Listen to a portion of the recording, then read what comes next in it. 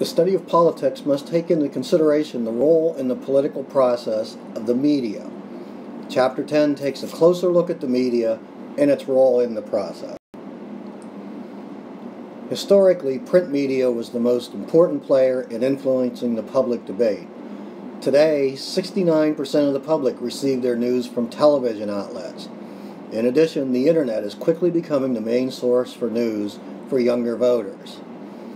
The mass media form many functions in the public domain. These functions include entertainment, news reporting, identifying public problems, socializing new generations, providing a political forum, and making profits.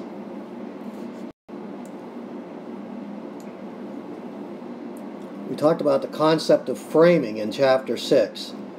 Framing is the process by which the media affects public perception of issues by its framing treatment of particular stories. A related technique is called priming, the process of embedding a particular issue in a storyline to influence general perceptions of the poor, the rich, minorities, political parties, and others. One of the new economic realities of media companies is that the cost of news gathering is not always considered a priority by all media outlets. Costs of international bureaus, columnists, and content experts can be high. Most newspapers have begun to charge for access to online news sites as a way to offset costs.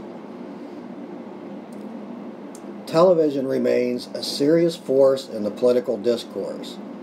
The nature of the 24-hour news cycle on cable news channels puts pressures on such organizations to produce new content to fill this space. Critics have suggested that there is pressure to provide a storyline to make news more attractive, or alternately reduce the news to a brief, digestible soundbite that is devoid of context. Please know the term soundbite for your quiz. The political influence of the television media is most obvious during political campaigns.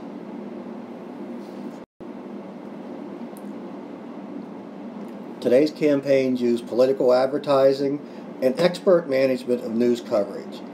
For presidential candidates, how they appear in presidential debates is of major importance. See a couple of terms you need to know in relation to managing news coverage in campaigns.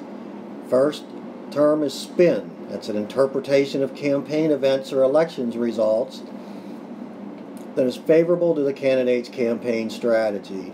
And a spin doctor.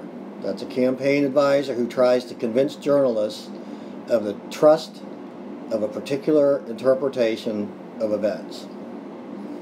That should be of the truth of a particular interpretation.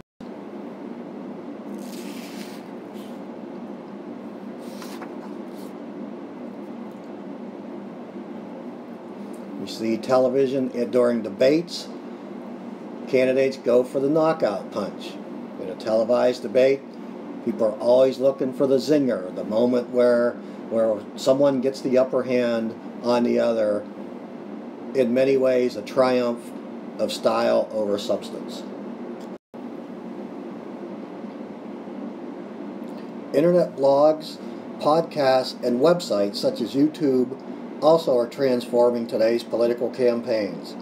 In addition, campaigns are now successfully funding a portion of their campaigns from internet donations and telecom contributions via text.